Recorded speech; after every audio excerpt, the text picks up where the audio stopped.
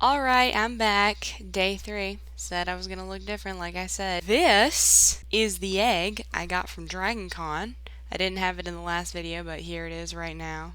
Isn't it pretty? Alright, so let's cut to the chase. On day 3, I dressed up in my Pennywise costume. We didn't have to get up like super duper early, and we're gonna be there super duper late. So it was going to be like the most relaxed day at DragonCon, which is probably one reason why it's potentially my favorite. Did I decide it was my favorite yesterday? We really only had 2 events. The first thing that we did, well, I did, was a panel about realism in cosplay, like making materials look different, like look aged and dirty and worn. Once again, I took a lot of notes on my phone. Probably looked like I was just on Instagram or Twitter, which I don't have. That too was an interesting group. It was of like 4 different cosplay panelists. One of them was actually a previous student of one of the other panelists. One guy made cosplay costumes for a living. Yes, that is a thing that people do. When you do that, it's like really, really pricey most of the time. But hey, if you want it, you want it, right?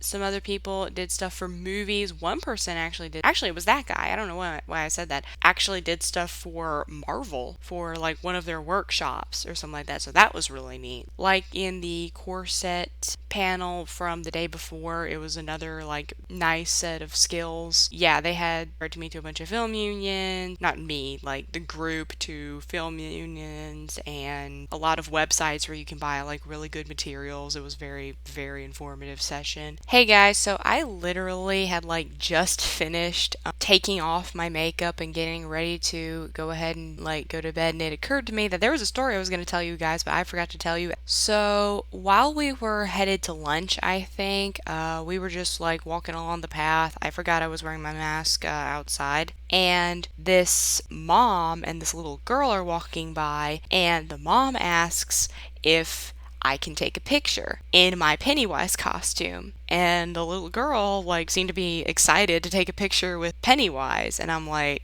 a little girl? Really? And she had like her Pennywise doll too, like not doll, it was like this big plushie thing that she had with her of Pennywise. So like apparently she was a big Pennywise fan. I don't know if there's some kind of like Stephen King for kids thing out there, but like I just didn't know what to do for the picture. I mean, I knew I was gonna pose for the picture. I ended up like doing this like above her head to look like I was about to eat her or something, because that's what Pennywise does. But just the whole time I'm just like, a little girl is a fan of Pennywise? I'm almost afraid to ask her what her favorite part of the movie is. I mean, of course, assuming that she's seen it. It was fun, but it was just kind of surprising, you know? We then went back to that bakery corner, let's just call it a bakery corner, because I'm pretty sure that was the name.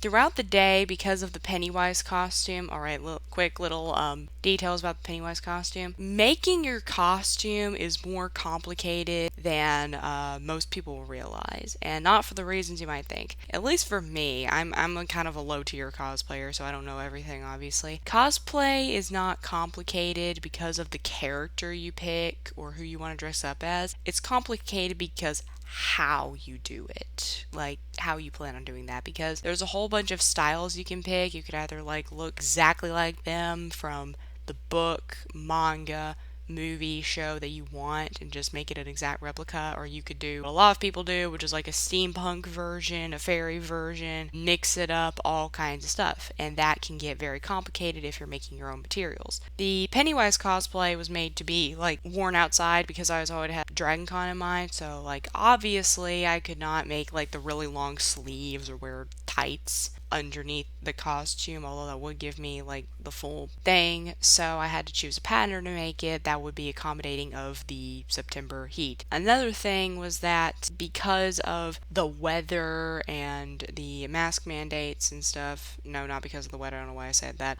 because of the mask mandates, I could not put on the full Pennywise cosplay that I have done previously and like to do normally. I posted a picture on Instagram and maybe on Facebook too, I don't know, of me in the Pennywise cosplay for the Halloween contest that was happening at my school. And like my entire face was painted. Obviously, I could not do that for DragonCon, so I grabbed like a disposable white mask, used a Sharpie. Yes, I used a Sharpie. That was a mistake. I didn't wear it until after like the smell had worn off and put that on my face, and that was made to look like Pennywise. A mask that, by the way, was not nearly as good as the Pennywise face mask this one person at DragonCon had, by the way, so yeah, I felt cheated. But the thing is, like, whenever I had to eat or whenever I was gonna drink water, I would have like half of the Pennywise face on and the rest would be just normal, so I felt really silly walking around and being a person with a mask on and face paint, like half of their face painted and the rest just normal. I take off the mask to eat and I'm just like, dang, I look so silly right now. You know, as if the Pennywise costume didn't already make me look silly. The only other event that day was something that I have always wanted to do but never had the chance to do, which was the Villain Vogue fashion show. The Villain Vogue fashion show, for those of you who do not know, is essentially a cosplay fashion show where people show up dressed as their favorite villains from anything. I ended up having to go by myself. It was at the Sheraton, which by the way was secretly super, super nice. I did not realize it. And I got to sit there and watch the show. The hosts were pretty entertaining. One of them was dressed as like a female version of Loki. Like this year was basically LokiCon. There were so many people dressed as Loki, which of course I have no problem with. I'm just saying. And the costumes in the show were all very, very impressive. It was really, really cool. You always get encouraged to do cosplay when you see that. Okay, well, you both get discouraged because of how awesome a lot of these people's skills are, and encouraged because like you see what you could potentially do in the future if you just keep progressing. It's always really neat, and I enjoy watching it because like it gets my creative juices flowing, not in like the sense of I'm gonna be a copycat and do this myself. It gets my creative juices flowing because I see how like talented and stuff all these people are, and I think about like projects that I would like to do, and some projects I've had in the back of my mind that I've always wanted to do but haven't, and it kind of pushes me to see stuff like that. There's a lot of neat people with a lot of impressive stuff. By the way, if you are a Facebook user, if you would like to see the pictures of the Villain Vogue fashion show yourself, I recommend going on Facebook, finding the DragonCon costuming track, and then finding their album for the Villain Vogue fashion show. Feel free to check it out and decide for yourself which one was the best and which one was not. And then after that, I hit the market with the rest of my family. The market in DragonCon is always like the neatest place. My hat for the Wonder Woman cosplay and the lightsaber,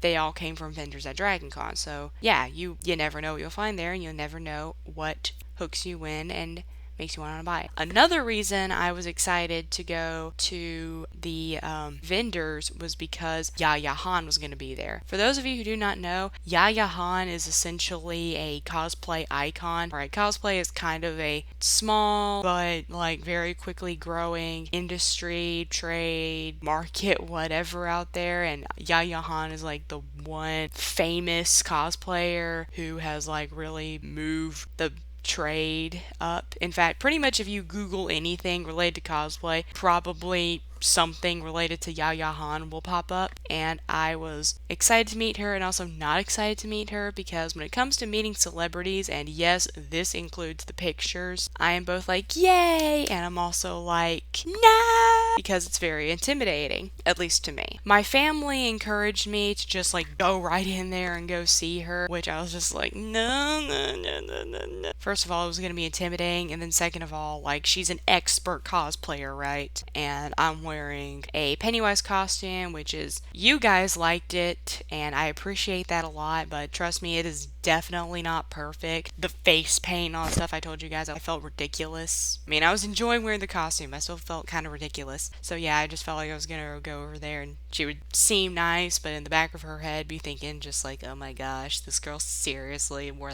that to DragonCon. She was very nice, though. She was very lovely. I asked her some questions, and she was very nice. She, sat there and just dealt with me awkwardly trying to talk to her. So it was a good time. And then we hit the main market. it. I got to see lots of crowns, lots of jewelry, lots of corsets and skirts and leather work and all that stuff that kind of got my creative juices flowing, and some ideas to make things, some ideas to buy things. As Yaya Han told me, you don't have to make everything, you can buy some stuff too, and just, you don't have to have a reason to do anything, you just do it because you want to. That's not exactly what she said, but that's pretty much what she said. And I got to, eventually, we worked our way down to the second floor, and I went to this place that was selling corsets and skirts. Like 50% of the apparel at DragonCon is corsets and skirts, so like they're pretty much everywhere. The tricky part is really like going to a place that you like and buying something, because they're both generic and not generic at the same time, and they're crazy expensive, so like really don't buy something unless something just like grabs you. Over the summer, I had gotten my first job and had been saving money. So I was getting ready to have like my big purchases at DragonCon. I had saved up like a few $100s from my job, hoping to make some big purchases and get some fun stuff here at DragonCon. And sure enough, I got to make my first big purchase. I went to this vendor called Jessa, who owns her own company called Jessa, corsets and clothing. Right here, you can see everything. She makes all of her own stuff, and her booth had some like really neat, very pretty things. And I saw this one corset and this skirt. The skirt was very vibrant, and the corset was maybe not as vibrant, but had like a very neat color scheme too. And I was just like mesmerized by them. And I asked the person who was working there, one of her employees, about them, and he pretty much told me that the skirt, there were only two there. There was the one I liked and the one that was on the mannequin that was actually black and white. Remember, she makes all of her stuff, so like if there's two left, like good luck ordering one more. And that they were called fairy skirts. This right here is the corset. As you can see, it's kind of like a nice dark red, but it shines blue. Look how pretty this color is.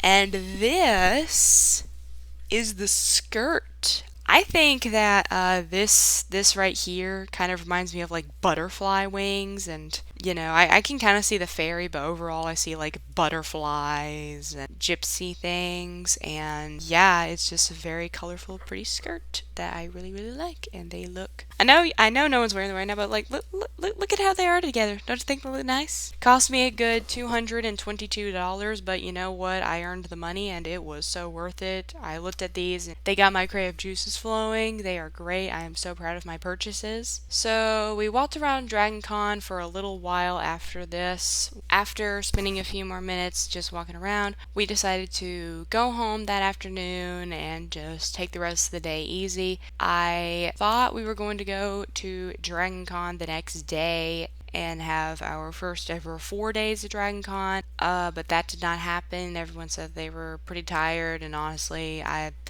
even though I was looking forward to having a fourth day at DragonCon, I was kind of in the same boat. I don't know, we'd spent 2 days in a row being up very late, and I had like homework that kept me up even later this previous 2 days. I mean, not on Sunday. Sunday I had managed to clear everything up for Sunday, but yeah, didn't totally erase the previous 2 days of long times at DragonCon and lots of work afterward. So yeah, that was my DragonCon 2021 experience. Lots of fun, lots of busyness, lots of hustling and bustling. One little family in a big giant city. Okay, maybe not big giant city.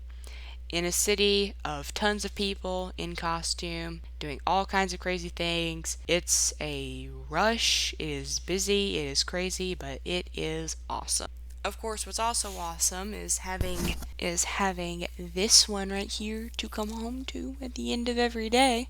I hope you guys enjoyed this little video series I put together, and I will see you guys later. Having new movie review coming out soon. I know that I've basically just been releasing like me talking to you videos, but I guarantee you the movie reviews are going to be coming back soon, and I will see you guys then. Bye!